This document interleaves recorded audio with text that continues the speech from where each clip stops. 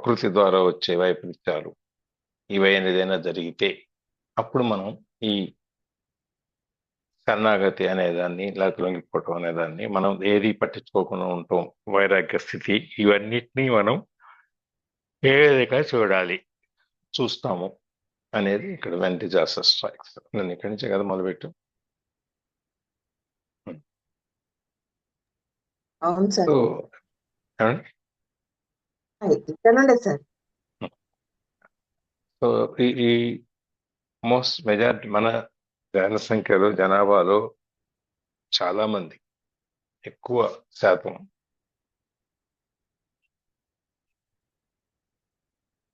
ఈ అన్కాన్షియస్ స్టేజ్లో, అంటే స్పృహ లేని స్థితిలో, మనం అంటే నేనంటే ఏంటి, నేనెవరు అని తెలుసుకోని స్థితిలో ఉన్నాం. దానికి అదే ఎట్లా అంటే మనం ముచ్చపు చెప్పని ఆ పైన చెప్ప పగలు కొడితే కానీ, ఆ పెంకు పగలు కొడితే కానీ మనం ముత్యం బయటికి రాదు. అట్లాగే మనమంతా కూడా, మనుషులంతా కూడా అదే పరిస్థితిలో ఉన్నాం. ఆ లోపల ఆ బయట ఉన్న ఈ అహం అనేటువంటి ఈ పెంకుని పగలు కొడితే కానీ మనకి లోపల ఉన్నటువంటి ఆత్మదర్శనం అనేది కాదనమాట. ఈ లిమిట్ సిచ్యుయేషన్ అనేది ఒకటి. మనం ప్రతిదీని మనకున్న పరిస్థితికి కొన్ని హద్దులు ఉంటాయి. ఆ హద్దుల పరిస్థితులు మనం బతుకుతూ ఉంటాం. దాంట్లోనే ఈ వైపరీత్యాలు, లేకపోతే పై కింద మీద అవటాలు, లేకపోతే నష్టాలు, బాధలు, ఇవన్నీ దాంట్లో జరుగుతాయి. అప్పుడు ఎప్పుడైతే మనం ఈ చెప్పు పైన పెంకును పగలగొట్టి ముత్యం తీయటానికి ప్రయత్నం చేస్తామో అప్పుడు ఈ రకరకాలైన మనకి ఈ భ్రాంతులు ఏవైతే ఉన్నాయో అవన్నీ తొలగిపోతాయి అన్నమాట. తర్వాత దానివల్ల పెద్ద మనకేమీ ఉపయోగం ఉండదు. అది శారీరకంగా కానీ, మానసికమైన మరణం కానీ, ఏదైనా కూడా ఏ ప్రభుత్వం ఎన్కౌంటర్ జరిగిన జరిగినా కూడా, దేంట్లో మనకి ఒకదాన్ని ఒకటి పోటీ వచ్చినా కూడా మనకి ఇవన్నీ మనం ఆత్మదర్శనం అయిపోయిన తర్వాత మిగిలినవన్నీ మనకేం సంబంధం ఉండదు. మిగిలిన మనకేం తెలియదు. ఈ ఎప్పుడైతే ఈ పురాతనమైనది పడిపోయింది, ఈ ఓల్డ్ మన పాతది మనం నశింపజేసుకుంటాము, అప్పుడు అక్కడ మనకి కొత్త ప్రపంచం, కొత్త మొక్క అనేది, కొత్త ఆలోచన అనేది మొలుస్తుంది. మనం ఈ పాత ఆలోచనలు అలాగే ఉంచుకొని, పాత ఇంట్లో అలాగే ఉంచుకొని దాన్ని కొత్తది చేయాలని ప్రయత్నం చేస్తే మనం, అంటే రీమోడలింగ్ అంటాం కదా, ఇప్పుడు మన పాత ఇల్లు రీమోడల్ చేసుకుంటున్నాం. పాతదిగానే మిగిలిపోతుంది. పైనుంచి డల్ అట్లాగే ఉండిపోతుంది. లోపల నువ్వు ఎన్ని చేసుకున్నా కూడా నీకు ఆ పాతది వాసన మాత్రం పోదు. పాత వాసనలు అట్లాగే ఉంటాయి. అందుకని చెప్పి నువ్వు పూర్తిగా దాన్ని నేలమట్టం చేసేసి కొత్తది కట్టుకున్నప్పుడే నీకు కొత్త దాని దృష్టి వస్తుంది. అట్లాగే ఈ ప్రపంచం కూడా. నిన్న మనం చూసాం, నిన్న మనం చెప్పుకున్న ఎగ్జాంపుల్, ఒక వ్యక్తి మారితే ప్రపంచం అంతా మారుతుందా అనే దానికి మనం ఒక ఉదాహరణ చూసాం. అందుకని ఎప్పుడైతే మనం ఈ ప్రపంచం అంతా మారుతుందో, మనం ఒకళ్ళు మారితే ప్రపంచం అంతా ఎలా మారుతుందో, మనం కూడా అది చేసుకోవాలి. మా నమ్మకం ఉంచుకొని మనం మారాలన్నమాట. ఇది కూడా చేస్తాము. సో అయితే ఈ లిమిట్ సిచ్యుయేషన్ అనేది ఏదైతే ఉందో, పరిమితులతో కూడినటువంటి పరిస్థితి ఏదైతే ఉందో, మనకి ఈ ఆత్మదర్శనాన్ని ఇస్తుందా అంటే ప్రతిసారి జరుగుతుంది, ప్రతి వాళ్ళకి జరుగుతుందని చెప్పలేం. కొంతమందికి జరుగుతుంది. కొంతమంది ఏం చేస్తారు, ఆ రెసిస్టెన్స్ ఏదైతే ఉందో దీనికి, మనకు రాబోయే ఈ వైపరీత్యాలు వాటన్నిటికీ మనం ఎట్లయితే గట్టిగా దాన్ని ఆపేసి మనం లోపలికి రానియకుండా, మైండ్లోకి రానియకుండా, మన మైండ్ని పోషించకుండా మన ఆత్మదర్శనానికి మనం పాటుపడుతుంటాం. అట్లాంటప్పుడు అది మనకి కొంతవరకైనా మనం ఒక భాగం పార్షియల్గా ఒక సరెండర్ చేసినా కూడా, కొంతవరకు మనం మన ఆత్మదర్శన పొందే ప్రయత్నం చేసినా కూడా అది అవకాశం. అది ఈ లోతుల్లోకి మనం తీసుకెళ్తాం. మన హృదయం లోతుల్లోకి, మనసు లోతుల్లోకి తీసుకెళ్ళి అక్కడున్న ఒక పవిత్రమైన వాతావరణాన్ని మనకి ఇంతకు ముందు లేని దాన్ని చూపిస్తుంది.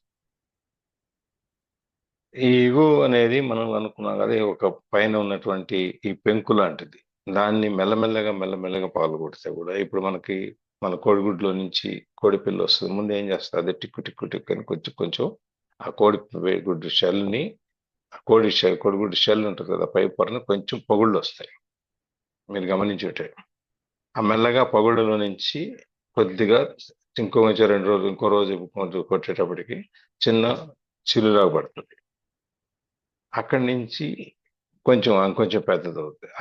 అది ఎప్పుడైతే చిన్న చిల్లులో పడిందో అప్పుడు ఈ లోపలికి బయట ఉన్న వెలుతురు లోపలికి వెళ్తుంది కదా.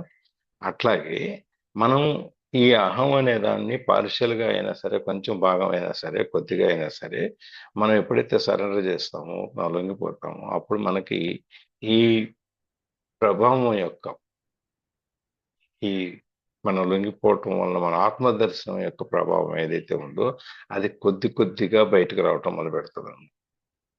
కొద్దిగా దాని ప్రకాశాన్ని చూపిస్తుంది.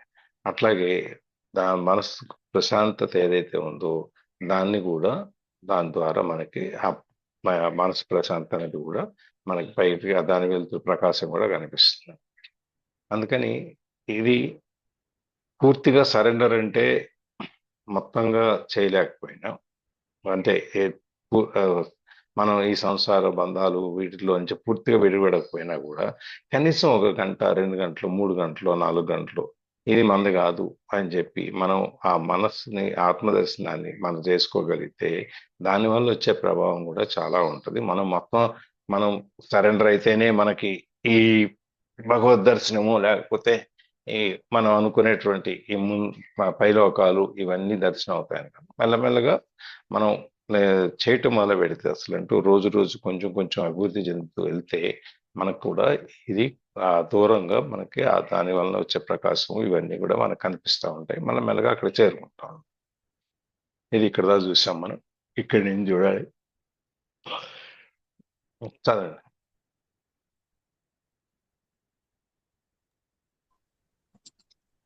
Limit situations have produced many miracles. There have been murders and death row,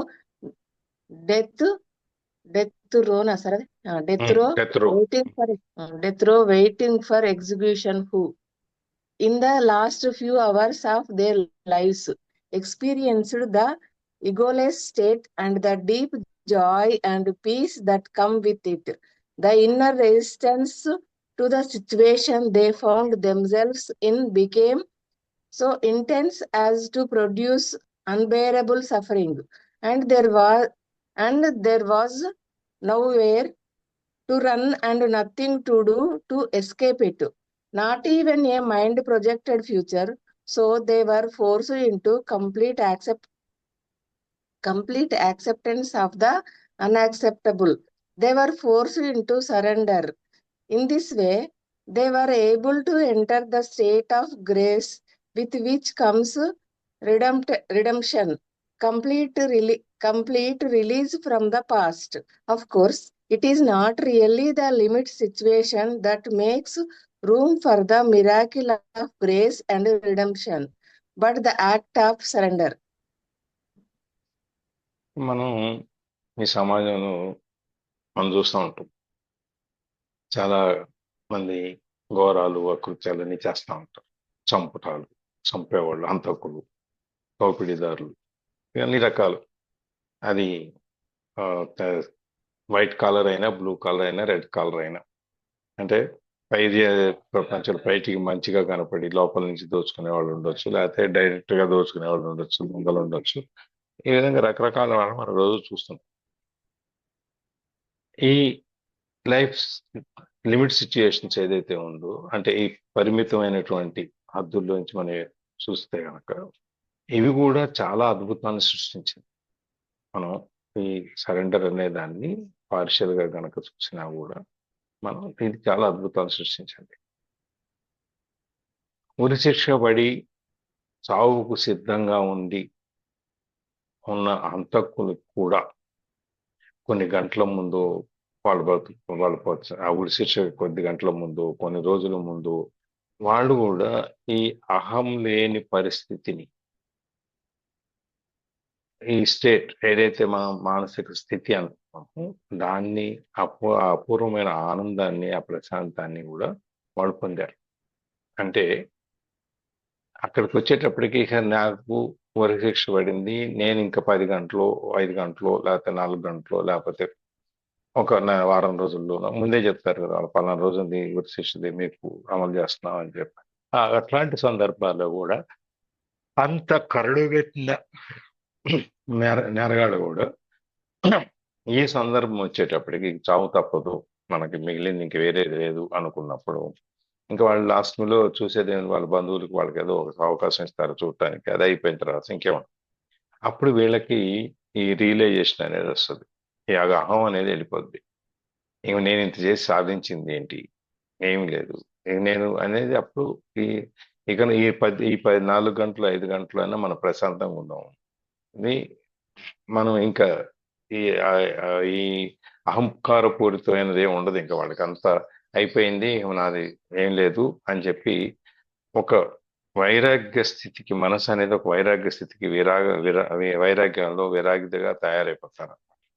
తయారైపోయి అక్కడ వాళ్ళకి ఎప్పుడైతే ఈ అహం అనేది చచ్చిపోయి నేనైతే ఏం లేదు, నేను అయిపోయింది, నాకు నేను ప్రశాంతంగా ఇక దేని గురించి ఆలోచించే పని లేదు కదా వాళ్ళకి. నేను బయటకు వెళ్ళిన తర్వాత ఏం చేయాలి, అది చేయాలి, ఇది చేయాలి, లేకపోతే వాళ్ళని ఎటు చూడాలి, లేకపోతే నా కుటుంబం, ఇవన్నీ ఏమి లేవు ఇంకా వాళ్ళకి. వాళ్ళకు ఉంటే మిగిలింది ఆ ఏకాంతంగా వాళ్ళు ఒంటరితనంలో ఒక సెల్లో పెడతారు వాళ్ళని జైలు. ఆ సెల్లో ఉండి, ఆ గదిలో ఉండి వాళ్ళకి ఇక ఏం ఉండదు. ఇక ఈ ఆఖరి నిమిషంలో అయినా మనం ఆ భగవంతుని తలుచుకుందాం అని చెప్పి మిగిలినన్ని వదిలేసి వాళ్ళు మనసును అక్కడ కేంద్రీకరిస్తారు. అట్లాంటి వాళ్ళకు కూడా ఒక అపూర్వమైన లోతుల్లో మానసికంగా ఒక అపూర్వమైన ఆనందాన్ని, సంతోషాన్ని, ఆ ప్రశాంతతని వాళ్ళు పొందుతారు అనమాట.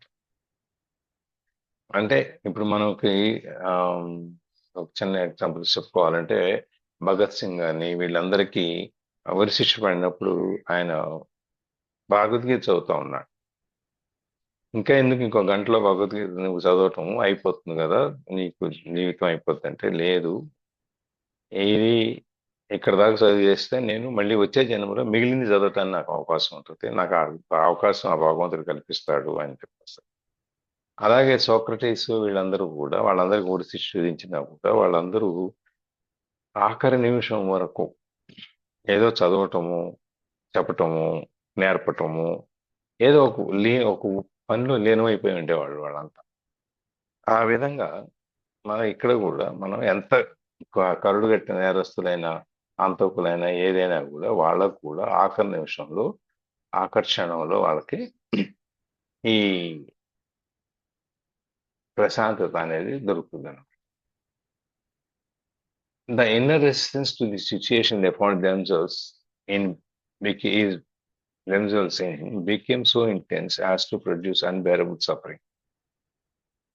ఈ ఇన్నర్ రెసిస్టెన్స్ ఆ పరిస్థితి నుంచి వాళ్ళ ఆ లోపల మన ఆ ఆత్మ ప్రదర్శనానికి, లేకపోతే మన నేను అని తెలుసుకునే దాన్ని చేసే ప్రయత్నాన్ని వీళ్ళు ఏదైతే ఆపుతూ వచ్చారో ఇప్పుడు దాకా, అది వాళ్ళకి చెప్పలేనటువంటి ఒక బాధను కలుగజేస్తాను, భరించలేని బాధని.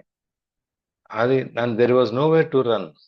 ఇంకప్పుడు వీళ్ళకి ఏంటి, గతించిన జీవితం అంతా ఆలోచిస్తుంటారు.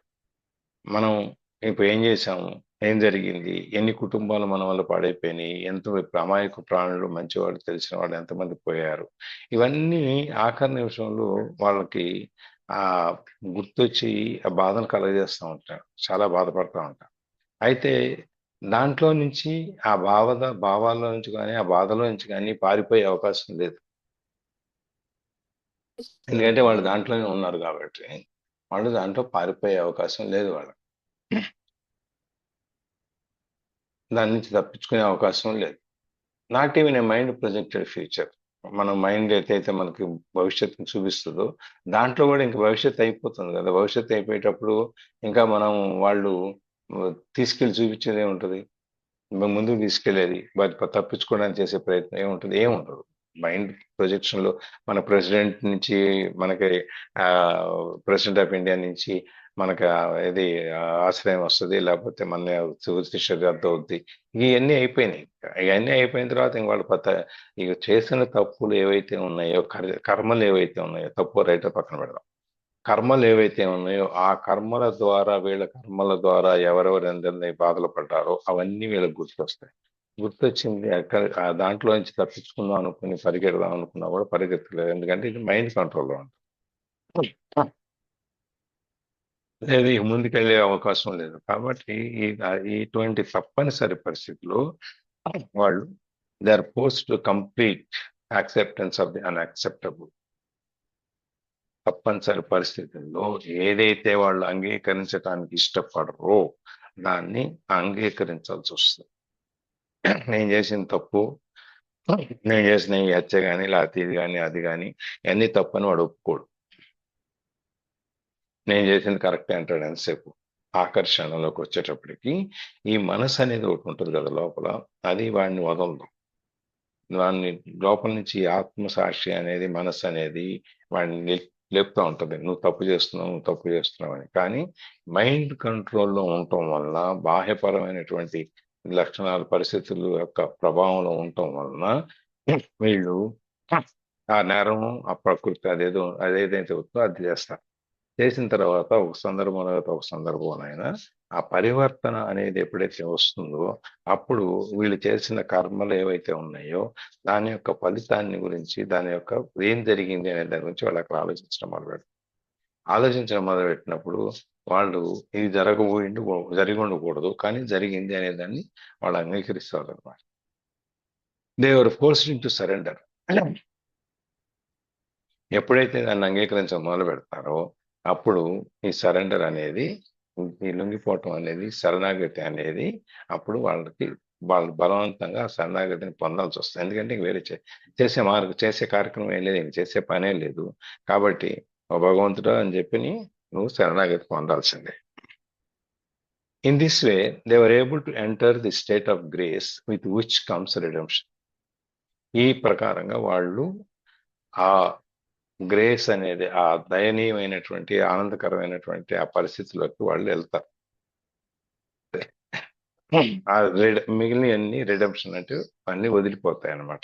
ఈ భావాలు, బంధాలు, భాగాలు, ఏవైనా భావబంధాలు ఏదైనా అవన్నీ వీళ్ళని వదిలిపోతాయి. ఇంకా ఏమి పట్టించుకోరు. Complete release from the past. ఈ గతంలో నుంచి వాళ్ళు పూర్తిగా విడుదల చేయబడతారు. గతాన్ని పూర్తిగా వదిలేస్తారు. వీళ్ళకి ఎందుకంటే భవిష్యత్తు లేదు, గతం వల్ల ఈ శిక్ష అనేది అనుభవిస్తున్నారు. కాబట్టి ఇప్పుడు ఉన్న కొద్ది రోజులైనా మనకి జనమేజయుడి వృత్తాంతం అయినా తీసుకుంటే ఆ వారం రోజుల్లో భాగవతం మొత్తం చదివించుకుని ఆఖరిలో వంటి స్తంభం మేడగట్టుకొని తర్షకుడి నుంచి తప్పించుకోవడానికి చేసిన కర్మల ఫలితం అన్ని మరి ముని మెడలో పామునేస్తేనే కదా ఇదంతా వచ్చింది. అంతేనా? అవునండి. అక్కడి నుంచే కదా మొదలైంది ఆయన కర్మంతా. పాపం ఎంత గొప్ప పరిపాలకుడే, ధర్మాత్ముడే, ఎంత ధర్మ పరిపాలన చేసినా, ఎంత మంచిగా ఇది చేసినా కూడా ఆయనకి అది తప్పలేదుగా. వారం రోజులు ఒంటి స్తంభం మేడ కట్టుకొని వారం రోజులు దాంట్లో ఉండి సుఖమహర్షితో ఈ భాగవతాన్ని చెప్పించుకుని చివరికి ఆ పుణ్యం అంటే రియలైజేషన్ అనేది ఆఖరి నిమిషంలో ఎంత గొప్ప అంతకుడు అని ఎందుకు ఎట్లా జరుగుద్ది అనే దానికి మనకి ఎందుకంటే పెద్ద ఉదాహరణ అక్కర్లా. సో ఈ పూర్తి గతంలో నుంచి వాళ్ళు విడుదల చేసిబడి మొత్తాన్ని ఆ ఉన్న కొద్ది కాలాన్ని, ఆఖరిలో మిగిలిన కొద్ది కాలాన్ని చావు తప్పదు అనుకున్నప్పుడు దాన్ని వాళ్ళు ఆ పరమాత్మలో ఐక్యం అవటానికి ప్రయత్నం చేస్తారు. అంటే నీ మనసు, నీ ఆత్మని తీసుకెళ్ళి పరమాత్మతో కలపటానికి ప్రయత్నం చేస్తారు. Of course, it's not really the limit situation that makes room for the miracle of grace and redemption. ఈ గ్రేస్, ఈ ఉన్నతమైన స్థితి, ఆత్మస్థితి ఏదైతే ఉందో, ఆత్మని పరమాత్మతో కలపటం అనేటువంటి పరిస్థితి ఏదైతే ఉందో అది పరిస్థితుల వల్ల రాలా. దేని వల్ల వచ్చింది? ఆ పరిస్థితుల ప్రభావంలో వీళ్ళు లొంగిపోయి ఆత్మ దర్శనానికి ప్రయత్నం చేయటం వల్ల వచ్చింది ఈ ప్రశాంతత అనేది, లేదు ఈ ఆనందమైన మన మానసికమైన ఆనందం ఏదైతే ఉందో అది ఈ సరెండర్ అవటం వల్ల వచ్చింది. అంతేగాని ఈ పరిస్థితుల్లో ఉండి ఈ పరిస్థితిని ఎప్పుడు ఆ పరిస్థితుల ప్రభావం, ఆ పరిస్థితులన్నీ వాళ్ళని బలవంతంగా ఈ స్థితిలోకి తోసేసాయి. ఇంకా గతాన్ని వదిలేశారు. కాబట్టి భవిష్యత్తు గురించి ఆలోచించక్కర్లేదు. ఈ క్షణంలో రావటం ఈ క్షణంలో ఉండటం అనేది అక్కడ మొదలైంది. కాబట్టి అక్కడ దాని వలన వచ్చిందనమాట. అందుకని ఎంత క్రూరుడైనా, ఎంత కరడుగట్టిన నేరస్తుడైనా కూడా మీరు చూడండి, ఎన్నో హత్యలు చేసి జైల్లో ఉంటే వాళ్ళతో మాట్లాడండి మీరు ఎప్పుడైనా కానీ. మాట్లాడితే వాడు చెప్పే వేదాంతం, వాడు చెప్పే మాటలు అంటే అసలు ఇతనేనా ఇన్ని హత్యలు చేసింది అని చెప్పి మనం డౌట్ వస్తుంది. వాళ్ళు అంత గొప్ప వేదాంతం మాట్లాడతారు. దానికి వాళ్ళు చేసిన దానికి కారణాలు ఉంటాయి. ఆ కారణాలని జస్టిఫై చేస్తారు. దానికి నేను చేసింది తప్పు లేదు, నేను చేసింది న్యాయమే, నిజమే అని చెప్పి చూపిస్తారు వాళ్ళు. అట్లా ప్రతి వాళ్ళకి అదే కనుక నలుగురిలో వదలండి, మళ్ళీ అతన్నే ఇన్ని మాటలు మాట్లాడింది అతన్నే ఎక్కడ లేని అటువంటి అహం బయటకు వస్తుంది. అది ఏకాంతంలో ఉన్నదానికిను 10 మందిలో ఉన్నదానికిను అహం అనేది నీ మీద ఎలాంటి ప్రవర్తిస్తుంది అనే దానికి ఉదాహరణ అన్నమాట. నువ్వు ఎంత గొప్ప ఎంత నేరస్తుడైనా సరే అడగండి, నేను తమను నిజమే నేను చేసి ఉండకూడదు, కానీ నేను చేసిన దానికి కారణాలు నా ఇక అక్కడి నుంచి కర్మ సిద్ధాంతం అన్ని రకాల సిద్ధాంతాలు మాట్లాడతాను.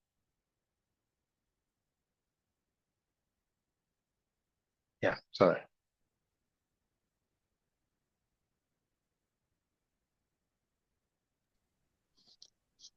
So whenever any kind of disaster strikes or something goes seriously wrong, illness, disability, loss of home or fortune or of a socially defined identity, breakup of a close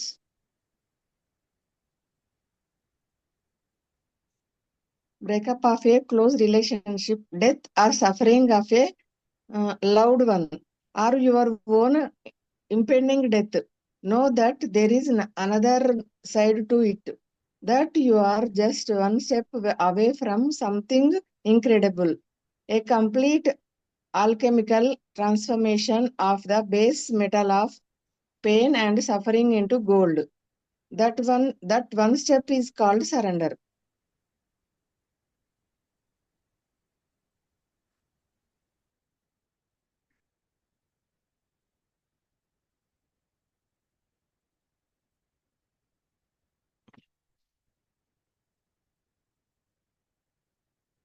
so మనకి ఎప్పుడైనా ఎటువంటి వైపరీత్యాలు, ప్రమాదాలు ఏవైనా జరిగినాయి అనుకోండి, ఏ పరిస్థితులు అయినా కూడా మనకు జరిగినప్పుడు మనకి సంథింగ్ గోస్ సీరియస్లీ రాంగ్. ఆ ప్రమాదాల వల్ల, వైపరీత్యాల వల్ల ఏదైనా చెడు జరిగినప్పుడు, తప్పు జరిగినప్పుడు, అది ఇల్నెస్ అవ్వచ్చు, డిజబిలిటీ అవ్వచ్చు, ఇల్లు పోగొట్టుకోవటం, ఇల్లు వాకిలి పోయి ఉండొచ్చు, లేకపోతే మనకున్న అదృష్టం డబ్బు అంతా పోయి ఉండొచ్చు, లేదు మనకి ఈ సాంఘికంగా సమాజంలో ఉన్న మనకున్న గుర్తింపు పోయి ఉండొచ్చు, లేదు ఒక బంధం క్లోజ్ రిలేషన్షిప్ బ్రేక్ అయి ఉండొచ్చు, సావు రావచ్చు, లేదు మనకు దగ్గర వాళ్ళు అయిన వాళ్ళు బాధలు చూడి ఉండొచ్చు, ఆరు మనమే బాధపడి ఉండొచ్చు, రాబోయే చావు గురించి మనమే బాధపడుతుండొచ్చు, ఏదైనా జరగవచ్చు. Know that there is another side of it. వీటన్నిటికీ ఇది ఒక వైపు అయితే రెండో వైపు ఇంకోటి ఉంది. ఈ బాధలు, కష్టాలు, ఈ వైపరీత్యాలు, అయిన వాళ్ళు పోవటం, రావటం, ఇవన్నీ ఒకవైపు చూసుకుంటే రెండో వైపు ఇంకోటి ఏంటంటే are just one step away from something incredible.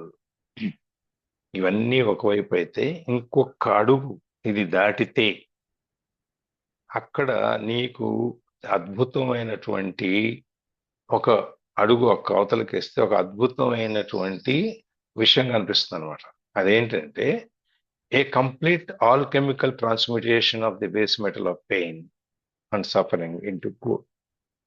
అదేంటంటే మనం ముట్టుకుంటే ఏదైనా సరే, ఆల్కెమిస్ట్ అంటే మనం చదువుకున్నాం కదా, అట్లాంటిది ఆ మార్పు అనేది ఆ బేస్ మెటల్ ఆఫ్ పెయిన్ అంటే మన బాధ నుంచి మనని తొలగించి మనని ఆనందం వైపు ఆ బ్లిస్ అనేది ఏదైతే ఉందో ఆనందం వైపు మరల్చేటువంటి ఒక అడుగు ముందుకేస్తే ఆ ప్రపంచం నీకు కనిపిస్తుంది అనమాట.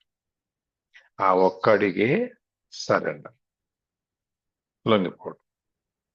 ఒక్కసారి ఈ బాధల్లోంచి ఇవన్నిటిని ఒక పక్కన పెడితే అక్కడ గనక నువ్వు దాన్ని రెసిస్ట్ చేయకుండా లొంగిపోయి ఆ మైండ్ ఫంక్షనింగ్ అని పక్కన పెడితే నువ్వు ఒక్క అడుగు వేస్తే అద్భుతమైనటువంటి ఒక బంగారు లోకాన్ని నువ్వు చూడగలుగుతావు. కొత్త బంగారు లోకాన్ని నువ్వు చూడగలుగుతావు. ఇక్కడ మనం ఒకటి గమనించాల్సింది ఏంటంటే ఈ భౌతికమైన ప్రపంచం అనేది ఏదైతే ఉందో సృష్టిలో అసలు నిజానికి ఏది ఉండదు. ఆబ్జెక్టివ్ గా మనం చెప్పాలి అంటే ఏది ఉండదు. ఇప్పుడు పూలు అందంగా ఉన్నాయి అంటాం. పూలు అందంగా ఉన్నాయంటే అందం అనే దాన్ని నువ్వు ఎలా నిర్వచిస్తావు? మన ఫీలింగ్ సార్ అది. మన అంటే మనం ఫీలింగ్. చూసి ఎస్, అంతే. రైట్. గులాబీ పువ్వు అందంగా ఉంది అనేది నీ ఫీలింగే. పువ్వు అట్లాగే నాకు ఇంకో రకం కనపడవచ్చు, మీకు ఇంకో రకం కనపడవచ్చు, ఇంకో రకం కనపడవచ్చు. అది మన యొక్క ఫీలింగ్, అదే మన యొక్క భావం. ఓ పూలు అంటే అందంగా ఉంటాయి, చూడు ఎంత బాగున్నాయో ఈ పూలు అని. ఇంకొకటి ఏమనుకుంటాడు, హే ఈ పూలన్నీ ఏంటి చుట్టూ రోడ్డు మీద రోడ్ అంతా గలీజ్గా అయింది, తొక్కుంటూ పోవాలి అని ఇంకోటి అనుకుంటాడు. ఇంకో రకం అనుకుంటాడు, ఇంకో రకం. ఇవన్నీ కూడా మనకి ఆబ్జెక్టివ్, మనకి ఎలా అనిపిస్తాయి అంతే, ఇంకేం ఉండవు అన్నమాట దాన్ని. అలాగే కష్టం అనేది కూడా, దుఃఖం అనేది కూడా, ఈ బాధ అనేది కూడా మనం దానికి ఒక పేరు పెట్టుకున్నాం కాబట్టి అది కష్టంగా అనిపిస్తుంది. ఒక 10 కిలోలు బియ్యం మూట మొయ్యాలి అంటే అమ్మో చాలా కష్టం, నేను మొయ్యలేను. ఎందుకంటే కష్టం అనే దాన్ని పేరు పెట్టావు. నీవు నిజంగా మొయ్యగలవు. నువ్వు ఎప్పుడైతే నువ్వు కష్టం అనుకుని దానికి ఒక ముద్ర వేసావో అప్పుడు నీకు ఎలా అనిపిస్తుంది? అది కష్టంగా అనిపిస్తుంది. ప్రతిదీ కూడా జీవితంలో మనకి ఇట్లాగే వస్తాయి అన్నమాట. ఇది మనం ఎందుకంటే ఇవన్నీ మన మైండ్ చూపించే ప్రపంచం. ఇదంతా జగమే మాయ అంటాం కదా, జగమే మాయ అని చెప్తాం కదా. ఇది ప్రపంచం మనకి ఏదైతే ఈ మైండ్ మనకి ఏదైతే ప్రపంచాన్ని చూపిస్తుందో మనం దాన్నే చూస్తున్నాము. దాన్నే చూడటం వలన అది మాయ కాబట్టి అదే నిజం అనుకుంటున్నాం. అందుకని ఇది ఇప్పుడు ఒక టీవీలో మీరు క్రికెట్ చూస్తున్నారు అనుకోండి, లేదు ఇక్కడ మనం చెప్పేది ఉంటుంది. నేను సౌండ్ లేకుండా అంటే మ్యూట్ చేసి నేను మాట్లాడుతూనే ఉన్నాను, మీకు ఎలా ఉంటది? వినపడదు సార్. మీకు వినపడదు. మీకు ఏమనుకుంటారు? అబ్బాయి ఏంటి సారు అంటే చూడలేదు, తెలుసు అంటే మాట్లాడుతున్నారు ఆయన మాట్లాడుతున్నారు, మనకేం వినపట్టలేదు, ఏం చెబుతున్నారో ఏంటో, మనం ఏం మిస్ అవుతున్నాము. అవును సార్. ఇవన్నీ అనుకుంటాం కదా. మధ్యలో సార్ మ్యూట్ లో ఉన్నారు, మీరు వినపడట్లేదు, మీరు ఏం చెబుతున్నారు అని ఏదో ఆతృత మిస్ అయిపోతున్నామని ఒక వెంటనే ఇరిటేషన్ వచ్చేస్తుంది. అది అది ఒక ఆతృత. వెంటనే నాకు ఫోన్ చేయటానికి ప్రయత్నం చేయటము, ఏదో ఒకటి చేస్తుంటాం మీరు మ్యూట్ లో ఉన్నారని చెప్పటానికి, అది వినటానికి. అది ఫిలసాఫికల్ గా మనం ఆధ్యాత్మికంగా మనం చేసే ప్రయత్నం అన్నమాట. అంటే మన మైండ్ మనకి అదే నేను వాల్యూమ్ ఉంచి సౌండ్ లో ఉంచి షేరింగ్ లో ఉండి నేను మాట్లాడుతుంటే మీరు ప్రశాంతంగా ఉంటారు. అదే నేను సౌండ్ ఆన్ చేయకుండా, మనం ఎన్నో సందర్భాలు చూసిన పాట చేసేటప్పుడు ఒక్కోసారి సౌండ్ షేర్ చేయకపోతే సార్ పాట అంతా వచ్చింది కానీ మాకేం వినపడలేదండి. పాట వేసినప్పుడు వినపడినప్పుడు ఎంతమంది విన్నారో పక్కన గ్యారంటీ లేదు, కానీ అందరూ విన్నారా అనేది, అది మోగుతున్నంత వరకు నీకు ఓకే, హ్యాపీ, నేనేం మిస్ అవ్వలేదు అనేటువంటి తృప్తి ఏదైతే ఉందో నీకు, అది ఉంటుంది అన్నమాట. ఇక్కడ అది ఉండదు. ఈ మనసు మాయ అనే దాన్ని మనము దాంతో డీల్ చేయాలంటే, దాన్ని మనం పరిష్కరించుకోవాలి, దీంట్లో నుంచి బయటికి రావాలంటే కొన్ని టెక్నిక్స్ పెట్టుకోవాలన్నమాట. అది ఇప్పుడు మనం ఏదైతే మనం ఇప్పుడు అనుకుంటున్నామో లీనమైపోయి పగనంతా పక్కన పెట్టి లీనమైపోయి ఉంటే దాన్ని కర్మయోగం అంటారు.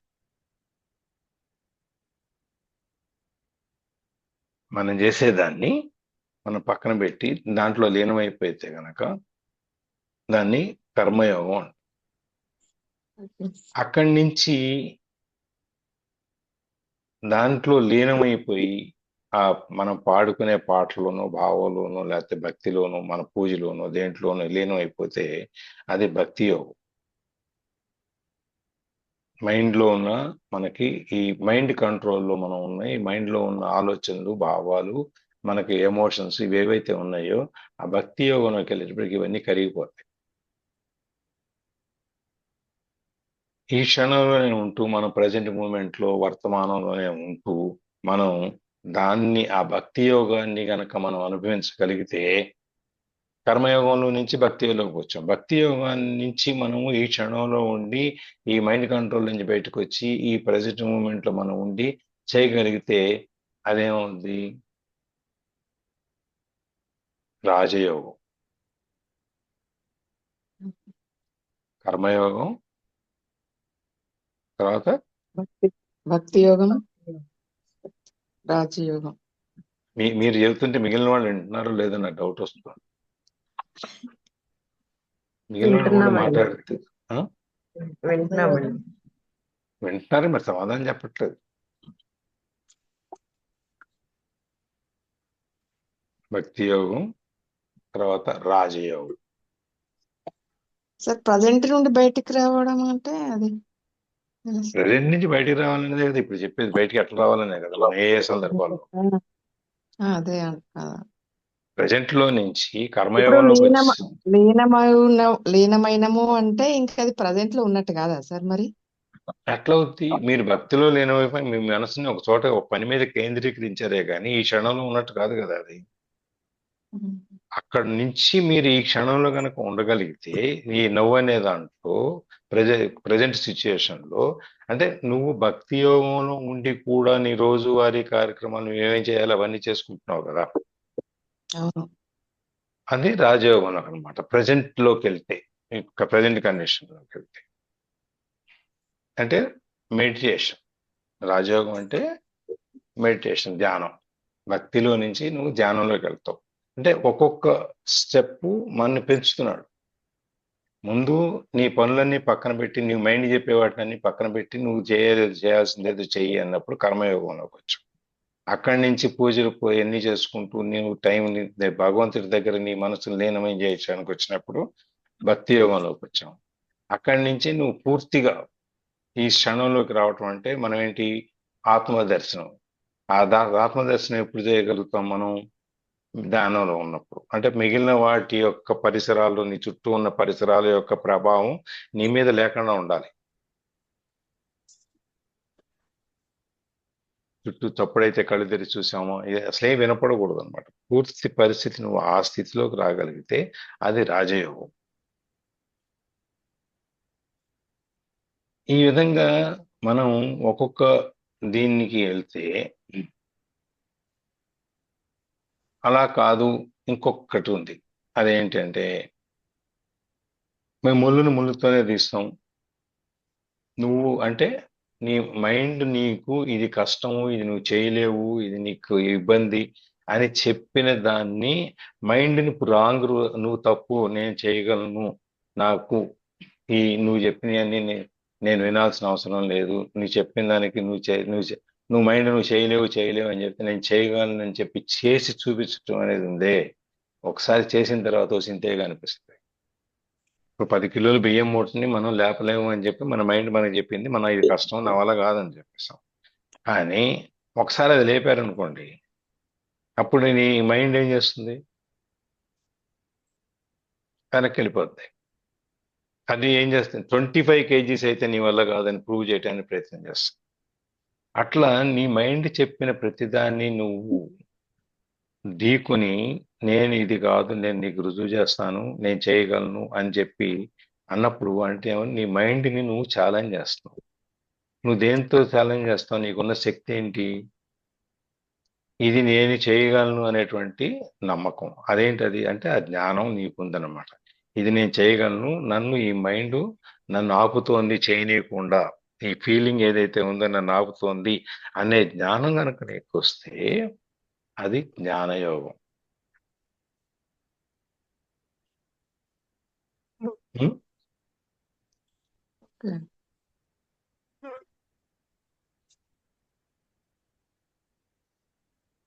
ఇప్పుడు మనకి ఈ జ్ఞానయోగం మనకి ఇప్పుడు ఆ భాగవతం మన భగవద్గీతలో కూడా అదే కదా చెప్తున్నాం. అవును సార్. యోగాలన్నీ కర్మయోగము, భక్తి యోగము, రాజయోగము, జ్ఞానయోగం, ఈ 4 కదా మార్చింది మొత్తం అంత దాంట్లో. అవును సార్. కాబట్టి ఇక్కడ కూడా మనం ఎప్పుడైతే మనం ఈ ఎటువంటి విపత్కర పరిస్థితుల్లో లేకపోతే మన ప్రవృత్తి వృత్తి ఏ విధమైందైనా కూడా మనం దాన్ని మనకు అంటకుండా దైవకార్యంగా నువ్వు భావించి నువ్వు నాకు దేవుడు ఇది చేయడానికి నిర్దేశించాడు, నేను చేస్తున్నాను, నాకు ఇది చెప్పడానికి నిర్దేశించాడు, నేను చెబుతున్నాను, మీరు వినటానికి దేవుడు మీకు నిర్దేశించాడు, మీరు వింటున్నారు. దీంట్లో మనోదర్ గారు మాత్రమే సమాధానం చెప్పడానికి ఆవిడ చెబుతున్నారు. ఈ విధంగా ప్రతి దాంట్లోనూ మన ప్రమేయం ఏమీ లేదు.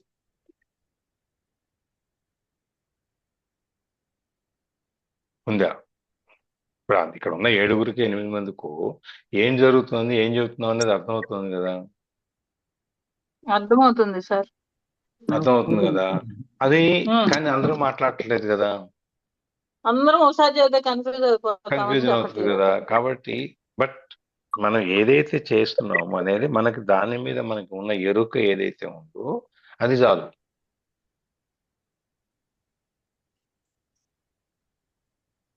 చదవండి. I do not mean to say that you will become happy in such a situation. You will not. But fear and pain will become transmuted into an inner peace and serenity that come from a very deep place, from the unmanifested itself. It is the peace of God, which passes all understanding. Compared to that, happiness is quite a shallow thing. With this radiant peace comes the realization, not on the level of mind, but within the depth of your being, that you are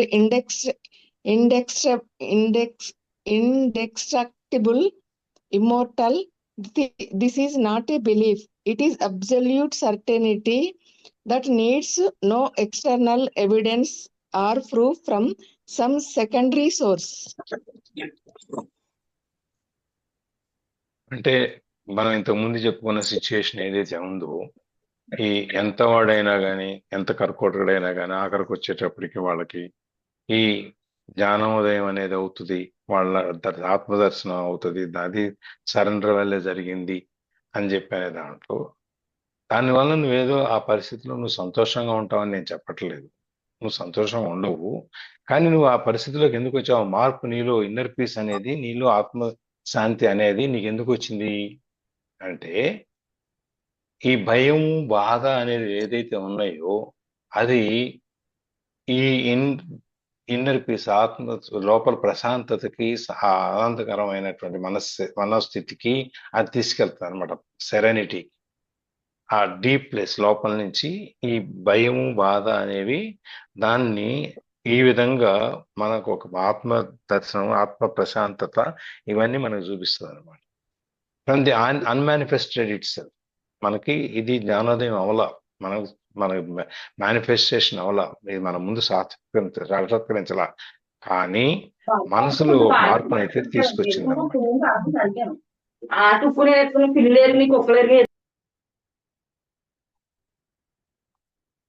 it is the peace of God that passes all understanding. అది ఏంటంటే ఆ ప్రశాంతత అనేది భగవంతుడి యొక్క స్వరూపాన్ని మనకు భగవద్ దర్శనం అయినప్పుడు మనకి ఎట్లాంటి ప్రశాంతత అయితే ఉంటుందో ఆ విధంగా మనసు ప్రశాంతి చెందుతూ ఆ విధంగా అన్నమాట. అది ఎటువంటి అర్థాలు మనం అర్థం చేసుకోవటానికి మన దీని నుంచి అది ముందుకు పైకి తీసుకెళ్ళిపోద్ది. Compare to that happiness is quite a shallow thing.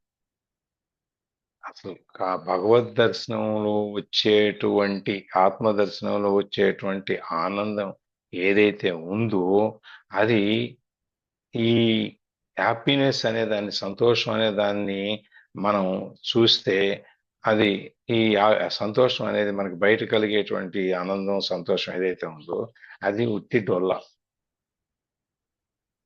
మా ఆత్మ దర్శనం ద్వారా, మనశ్శాంతి ద్వారా, మనసును మనం కేంద్రీకరించడం ద్వారా మనకు దొరికేటువంటి ఆత్మానందం అంటాం చూసారా, అది ఏదైతే ఉందో అది మామూలుగా దొరికే ఆనందం దాని ముందు చిన్న డొల్ల లాంటిది అనమాట. With this radiant peace comes the realisation. దీని వలన మనకు వచ్చేది ఏంటి, ఆ రియలైజేషన్ మనం తెలిసేది ఏంటంటే ఆ రేడియంట్, ప్రకాశవంతమైనటువంటి ప్రశాంతత ఏదైతే ఉందో దాన్ని మనం తెలుసుకుంటున్నాం. Not on the level of mind but with in the depth of your being. అది మనం మైండ్ లెవెల్లో కాదు మనం తెలుసుకునేది, ఎప్పుడు మన లోపల, మన ఉనికిలో నుంచి, మన భావంలో నుంచి, మన లోతుల్లో నుంచి మనం తెలుసుకుంటున్నాం. That you are indestructible and immortal. అది నువ్వు నాశనం అవ్వవు, నువ్వు ఎప్పుడు బతికే ఉంటావు. అంటే మనకి ఆత్మనాశనం లేదని కదా మనం నమ్ముతాం. ఈ ఆత్మ ఈ శరీరాన్ని వదిలేసి ఇంకో శరీరంలోకి వెళ్ళిపోతుంటుంది కాబట్టి కదా మనం చెప్తాం. కాబట్టి అది తడవదు, కాలదు, నాశనం అవ్వదు, ఏది అవ్వదు, అది ఎప్పుడు బతికే ఉంటుంది. అట్లాంటి స్థితికి ఆత్మని ఏకకృతం చేయటం వల్ల పరమాత్మతో మనం ఆ స్థితికి జరుగుంటాం అనమాట. This is not a belief. ఇదేదో విశ్వాసం, మతపరమైన విశ్వాసం కాదు. It is absolute certainty that needs no external evidence. ఇది పూర్తిగా ఏ ఆధారాలు అవసరం లేనటువంటి పూర్తి జ్ఞానంతో కూడుకున్నటువంటి విషయం. దీనికి మనం బాహ్యపరంగా ఎటువంటి సాక్ష్యాధారాలు, ఎవిడెన్స్లు, సాక్ష్యాలు, రుజువులు ఇవన్నీ మనం చూపించక్కర్లేదు. ఈ రుజువులు ఇవన్నీ ఎక్కడి నుంచి వచ్చినాయి? ఆత్మ ప్రైమరీ అయినప్పుడు మిగిలిన సెకండరీ సోర్సెస్ నుంచి మనకు వస్తాయి. ఇప్పుడు కొన్ని చోట్ల మీరు చూసారో లేదు, ఎవరైనా చనిపోయినప్పుడు ఈ ఆత్మ ప్రయాణం ఎలా చేస్తుందని కొన్ని రకాలైనటువంటి పరీక్షలు చేస్తారు, టెక్నిక్స్ పెట్టారు, కొన్ని కెమెరాలు పెట్టారు. ఆ ఆత్మ ప్రయాణాన్ని ఇక్కడి నుంచి అది గాల్లో కలిసి ఇంకెక్కడికో వెళ్ళటాన్ని వీళ్ళు కొన్ని చోట్ల ఎక్కడ రికార్డు చేయగలిగినట్టున్నారు, లేకపోతే ఫీల్ చేయగలిగారు, ఆ సౌండ్స్ ఏవో మొత్తం మీద చేయగలిగారు. ఇది అవన్నీ చేయనప్పుడు కూడా, ఇవన్నీ శాస్త్రీయంగా దీన్ని రుజువు చేయాలి అనేటువంటిది లేనప్పుడు కూడా ఈ ఆత్మ ప్రయాణం గురించి మనకు ఆల్రెడీ ఉంది. దీనికి మనం గాలి ఉందా లేదా, గాలి మనకు కనిపిస్తా? కనిపించదు సార్, కనిపించదు కదా. కానీ గాలి ఉందని చెప్తారు కదా మీరు. స్పర్శ కనపడుతుంది, గాలి ద్వారా వచ్చే స్పర్శ. ఆ స్పర్శనే మీరు గాలి అంటున్నారు. అవును. అట్లాగే నిప్పు దగ్గర నుంచి మీరు పొందే స్పర్శ ఏదైతే ఉందో దాన్ని వేడి అంటున్నారు. కనపడదు కదా అది. అవును. తడి అంటే కనిపిస్తుంది, చేతికైనా బట్టలకైనా తడి కనిపిస్తుంది. కానీ ఇవన్నీ మనకి కనపడవు. కనపడపోయినా దీనికి మనకు రుజువులు అక్కర్లా. గాలి ఉన్నది అని రుజువు చేయాలా? శాస్త్రీయంగా, సైంటిఫిక్ గా దీన్ని ప్రూవ్ చేయాల్సిన అవసరం ఉందా? లేదు, అవసరం లేదు సార్. లేదు. అది మనకు ఫీల్ అవుతున్నాం, మనం అనుభవిస్తున్నాం. ఇప్పుడు యాపిల్ చెట్టు మీద నుంచి కింద పడింది, భూమికి ఆకర్షణ శక్తి ఉంది అని న్యూటన్ చెప్పకముందు లేదా? అది ఉంది కదా. కాబట్టి ఇవాళ నువ్వు ఈ ఉన్నదాన్ని చెప్పటానికి, నువ్వు ఉన్నదాన్ని నువ్వేం చేసావు? యాపిల్ కింద పడింది, భూమికి ఆకర్షణ శక్తి ఉంది అని చెప్పి నువ్వు ఉన్నదాన్ని నువ్వు ఎక్స్ప్లెయిన్ చేసావు. అక్కడ ఆల్రెడీ సృష్టిలో ఉన్నదే కదా అది. సృష్టిలో ఉన్నదాన్ని నువ్వు తెలియజేసావు నలుగురికి, అంతే తప్ప నువ్వు కొత్తగా సృష్టించింది ఏం లేదు దాంట్లో. భూమికి ఆకర్షణ శక్తిని నువ్వు సృష్టించలేదు. చెట్టు మీద నుంచి యాపిల్ పండిపోయిన తర్వాత పట్టాన్ని నువ్వు సృష్టించలేదు. ఆ చెట్టుకి యాపిల్ కాయటాన్ని నువ్వు సృష్టించలేదు. ఇవన్నీ సృష్టిలో ఆల్రెడీ ఉన్నాయి. ఉన్నదాన్ని నువ్వు గమనించి, నేను గమనించలేకపోయాను, నువ్వు గమనించావు, గమనించి చెప్పావు, అంతే. నువ్వు ఇవాళ చేసే ఈ పరిశోధనలు, సైంటిఫిక్ రీసెర్చ్లు, కొత్త కనుక్కోటాలు, ఇవన్నీ ఆల్రెడీ ఉన్నాయి సృష్టిలో. నువ్వు కొత్తగా ఏమీ నువ్వు సృష్టించట్లా. ఉన్నదాన్ని నువ్వు ఎలా వాడుకోవాలో, దాన్ని బయటికి తీసి ఎలా ఉపయోగించుకోవాలో నువ్వు చెప్తున్నావు. భూమిలో బొగ్గు ఉంది, ఇంతకుముందు ఉంది కదా నువ్వు చెప్పకముందు. అవును సార్. ఇప్పుడు నువ్వు ఇక్కడ ఉంది అని కనుక్కొని నువ్వు చెప్తున్నావు, అంతే. కానీ ఆల్రెడీ మన అక్కడ ఉంది ఇండియాలో అది. కూడా గోల్డ్ మైన్స్ ఉన్నాయని మరి ఈ మధ్యలో ఎక్కడో కనుక్కున్నారు కదా సార్. ఉం? అది ఎప్పుడో ఉన్నాయి, కానీ గోల్డ్ మైన్స్ కూడా మన దగ్గర యా, ఉన్నాయని ఈ ఎప్పుడో మధ్యలో. ఉన్నాయి. నువ్వు ఇప్పుడు అవన్నీ పక్కన పెట్టండి, మీలోనే మీకు తెలియని శక్తులు చాలా ఉన్నాయి. అవును సార్. మనలో మనందరికీ కూడా మనకు తెలియని శక్తులు చాలా ఉన్నాయి. ఏ డాక్టరు, లేకపోతే ఏ సిద్ధాంతో, లేకపోతే ఇంకెవరో కనుక్కుని మనలో ఉన్న ఆ శక్తిని లేపినప్పుడు, ఓ మనకింత శక్తి ఉందని మనకు తెలుస్తుంది. సార్ మొన్న నేను ఆల్రెడీ ఉంది.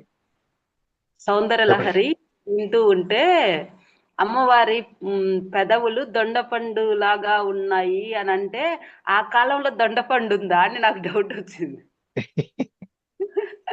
అది శంకరాచార్యులు వారు రాసిన దాంట్లో అప్పట్లో కూడా దొండపండు ఉందా అని. మరి ఉంది కదా. అదే నాకు ఇప్పుడు త్రిశంకు స్వర్గం వచ్చినప్పుడు విశ్వామిత్రుడి కాలంలోనే బీరకాయకి నేతి బీరకాయ వచ్చిందా? సృష్టికి ప్రతి సృష్టి జరిగింది కదా ఆ రోజుల్లోనే. అవును. మరి అప్పుడు దొండకాయ ఎందుకు ఉండదు బీరకాయ ఉన్నప్పుడు? అది నేను ఈ కూరగాయలన్నీ ఇప్పుడు కొత్తగా వచ్చినాయి అనుకున్నాను. అది అందులో విన్నాక అర్థమైంది ఈ దొండకాయ అప్పుడుందే అనుకొని. అదే మీకు నేతి బీరకాయ వచ్చింది, అట్లాగే ఇంకా చాలా ఉన్నాయి కదా ఆయన సృష్టించినవన్నీ.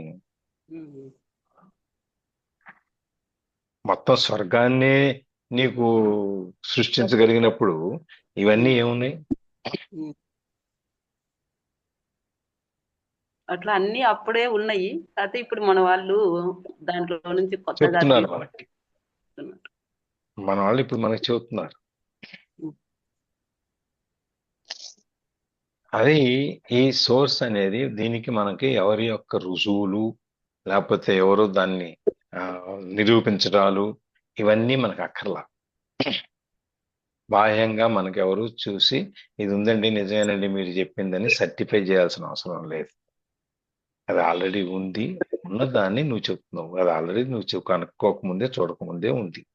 అందుకని మనం ఈ ప్రకృతిని మనం గెలిచామని చెప్పుకుంటాం, ప్రకృతి మీద సాధించాము అని. ప్రకృతి మీద ఏది సాధించాము మనం ఎప్పుడు కావాలంటే అప్పుడు వర్షం కురిపించగలిగామా? లేకపోతే ఎప్పుడు కావాలంటే వచ్చే వరదలను ఆపగలిగామా? ఏది చేయగలిగాము మనం? ఏది చేయలే. ప్రకృతిని నువ్వు పరిశోధిస్తున్నావు, తెలుసుకుంటున్నావు, అంతే. నువ్వు ఒక ప్రకృతిలో న్యూటన్ కనుక్కున్నాడే కానీ ప్రకృతి మీద, లేకపోతే సృష్టి మీద విజయాన్ని సాధించాల.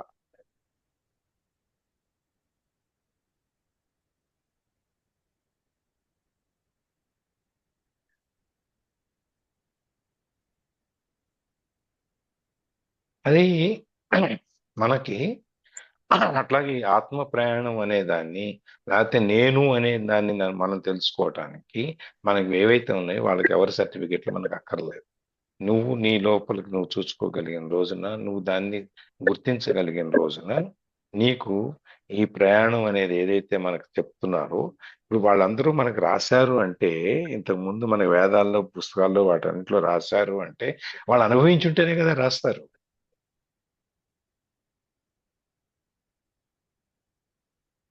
అనుభవించకుండా రాయలేవు కదా.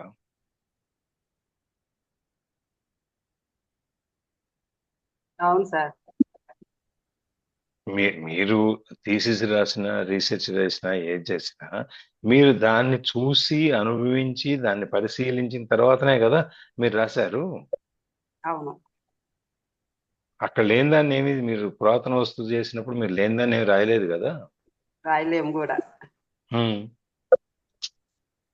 కాబట్టి దీనికి మనకి ఎవరి యొక్క సర్టిఫికెట్లు మనకు అక్కర్లేదు.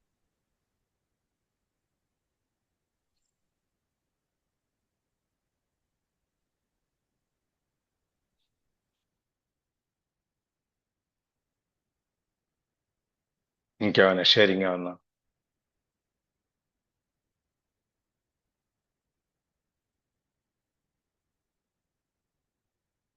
రికార్డింగ్ ఆపేనా? కరణం గారు. సార్ అలానే సార్. ఓం నమః శివాయ. బ్రహ్మమురారి సురాజితలింగం నిర్మలభాషిత శోభితలింగం జన్మజుదక్క వినాశకలింగం తత్ప్రణమామి సదా శివలింగం. దేవముని ప్రవాచితలింగం కామదహన కణాకరలింగం రావణ దర్ప వినాశకలింగం తత్ప్రణమామి సదా శివలింగం. సర్వసుగంధసులేపితలింగం బుద్ధివర్ధన కాళలింగం సిద్ధిసురాసురవందితలింగం తత్ప్రణమామి సదా శివలింగం. కనకమహామణిభూషితలింగం పరిపతి వేషిత శోభితలింగం దక్షయజ్ఞ వినాశనలింగం తత్ప్రణమామి సదా శివలింగం. కుంకుమచందనలేపతలింగం పంకజహార శోభితలింగం సంచిత పాప వినాశనలింగం తత్ప్రణమామి సదా శివలింగం. దేవగణార్చిత సేవతలింగం భావైభక్తదేవతలింగం దినకరకోటి ప్రభాకరలింగం తత్ప్రణమామి సదా శివలింగం. అష్టదలో పరివేక్షతలింగం సర్వసముద్రోగాఢలింగం అష్టదరిద్ర వినాశనలింగం తత్ప్రణమామి సదా శివలింగం. సురగురు సురవర పూజితలింగం సురవర పుష్పపదార్చితలింగం పరమపదం పరమాత్మకలింగం తత్ప్రణమామి సదా శివలింగం. లింగాష్టకమిదం పుణ్యమహైపడే శివ సన్నిధౌ శివలోకమవాప్నోతి శివేన సహ మౌదతే.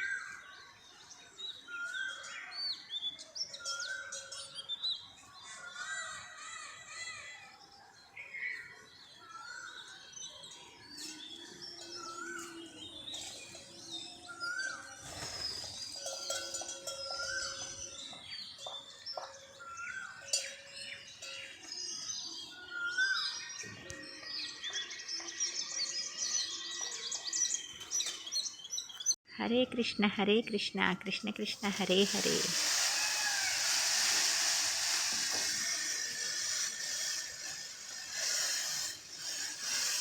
మాధవుడు, మాధవి, ఆనంద నృత్యం.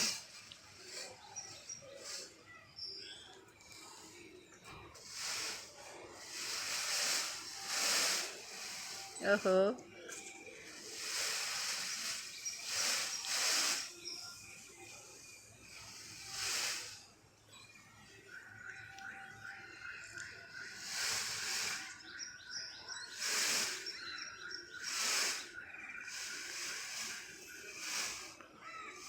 మాధవి విందారగిస్తుంటే మాధవుడేమో అందాలు ఆరబోస్తున్నాడు.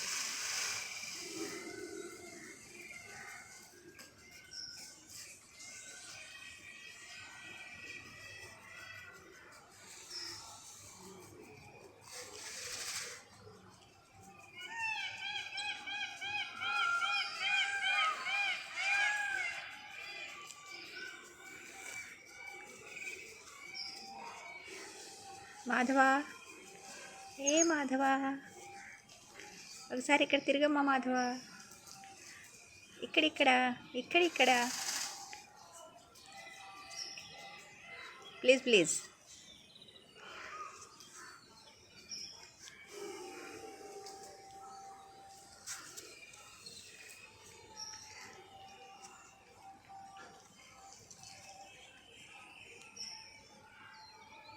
ఇటు తిరగవా.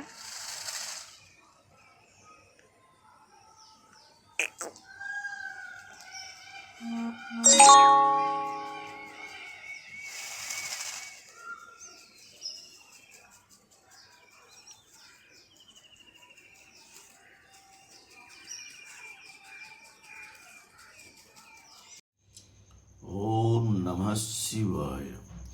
బ్రహ్మమురారిసురాజితలింగం నిర్మలభాషితశోభితలింగం జన్మజుదక్కవినాశకలింగం తత్ప్రణమామి సదా శివలింగం. దేవముని ప్రవాచితలింగం కామదహనకణాకరలింగం రావణదర్పవినాశకలింగం తత్ప్రణమామి సదా శివలింగం. సర్వసుగంధశిలేపితలింగం బుద్ధివర్ధనకాళలింగం సిద్ధిసురాశరవందితలింగం తత్ప్రణమామి సదా శివలింగం. కనకమహామణిభూషితలింగం పరిపతివేష్టిత శోభితలింగం దక్షయజ్ఞవినాశనలింగం తత్ప్రణమామి సదా శివలింగం. కుంకుమచందనలేపతలింగం పంకజహార శోభితలింగం సంచితపాపవినాశనలింగం తత్ప్రణమామి సదా శివలింగం. దేవగణార్చితసేవితలింగం భావైభక్తురేవతలింగం దినకరకోటి ప్రభాకరలింగం తత్ప్రణమామి సదా శివలింగం. అష్టదలోపరివేక్షతలింగం సర్వసముద్భవకాళలింగం అష్టదరిద్రవినాశనలింగం తత్ప్రణమామి సదా శివలింగం. సురగురు సురవరపూజితలింగం సురవరపుష్పపదార్చితలింగం పరమపదం పరమాత్మకలింగం తత్ప్రణమామి సదా శివలింగం. లింగాష్టకమిదం పుణ్యమహైపడేత్ శివ సన్నిధౌ శివలోకమవాప్నోతి శివేన సహ మౌదతే. అరుణాచల శివ, అరుణాచల శివ, అరుణాచల శివ, అరుణాచల. ఎంతో అందమైన దృశ్యం. మబ్బులన్నీ అరుణాచలని దర్శించుకోవడానికి, అరుణాచలని స్పర్శించడానికి ఆ కొండ మీదనే ఆగినట్టుగా ఉన్నాయన్నమాట. నీలాకాశంలో తెల్ల తెల్లటి మబ్బులు అరుణాచలని దర్శనం కోసం వెళ్తూరు అరుణగిరిని సాక్షాత్తు పరమేశ్వరుని ముందు దర్శించుకొని స్పర్శించుకొని కదులుతున్నట్టుగా ఉన్నాయి. ఎంతో బ్యూటిఫుల్ మార్నింగ్. అరుణాచల శివ, అరుణాచల శివ, అరుణాచల శివ, అరుణాచల శివ, అరుణాచల శివ, అరుణాచల. ఎంతో అందమైన దృశ్యం. మబ్బులన్నీ అరుణాచలని దర్శించుకోవడానికి, అరుణాచలని స్పర్శించడానికి ఆ కొండ మీదనే ఆగినట్టుగా ఉన్నాయన్నమాట. నీలాకాశంలో తెల్ల తెల్లటి మబ్బులు అరుణాచలని దర్శనం కోసం వెళ్తూరు అరుణగిరిని సాక్షాత్తు పరమేశ్వరుని ముందు దర్శించుకొని స్పర్శించుకొని కదులుతున్నట్టుగా ఉన్నాయి. ఎంతో బ్యూటిఫుల్ మార్నింగ్. అరుణాచల శివ, అరుణాచల శివ, అరుణాచల శివ, అరుణాచల శివ, అరుణాచల శివ, అరుణాచల. ఎంతో అందమైన దృశ్యం. మబ్బులన్నీ అరుణాచలని దర్శించుకోవడానికి, అరుణాచల్ని స్పర్శించడానికి ఆ కొండ మీదనే ఆగినట్టుగా ఉన్నాయన్నమాట. నీలాకాశంలో తెల్ల తెల్లటి మబ్బులు అరుణాచలని దర్శనం కోసం వెళ్తూ అరుణగిరిని సాక్షాత్తు పరమేశ్వరుని ముందు దర్శించుకొని స్పర్శించుకొని కదులుతున్నట్టుగా ఉన్నాయి. ఎంతో బ్యూటిఫుల్ మార్నింగ్. అరుణాచల శివ, అరుణాచల శివ.